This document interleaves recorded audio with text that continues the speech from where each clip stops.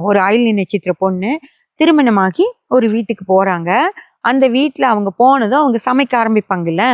சமைச்சா அந்த வீட்ல இருக்கிற எல்லாருமே, அந்த வீட்ல மாப்பிள்ளை பையன் இருப்பாரு. அவருக்கு ஒரு அண்ணன், தம்பி இருப்பாங்க. அவங்க மாமனார் இருப்பாரு. இவங்க எல்லாரும் என்ன சொல்லுவாங்கன்னா, "சூப்பர்மா! ரொம்ப நல்லா இருக்குமா! உன் ஃபுட் ரொம்ப டேஸ்ட்டா இருக்குமா!" அப்படின்னு சொல்லுவாங்க. சொல்லிட்டு அடுத்த நாளும், "ஆ ஏன் நீ ஏன் செய்ற? அந்த புள்ளைய செய்ய சொல்லு. நீ ஏன் கஷ்டப்படுற வயசான காலத்துல? அந்த பொண்ணையே செய்ய சொல்லு" அப்படின்னு மாமனார் சொல்லுவார்.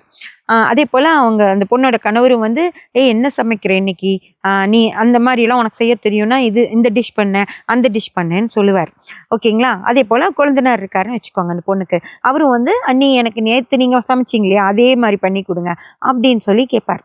அப்போ அந்த வீட்ல இருக்க எல்லா ஆண்களும் அந்த பொண்ணோட சமையல் ரொம்ப புடிச்சுப்போ, "அது செய்யின்னு" சொல்லும்போது, அந்த வீட்ல பல காலமா அந்த கிச்சனை ஆழ்ந்து அ அ அவங்களோட கண்ட்ரோல்ல இருந்த அந்த கிச்சன் வந்து பறிபோகுது அப்படின்னா, அந்த மாமியாருக்கு அந்த பொண்ணு மேல கோவம் வருமா? வராதா?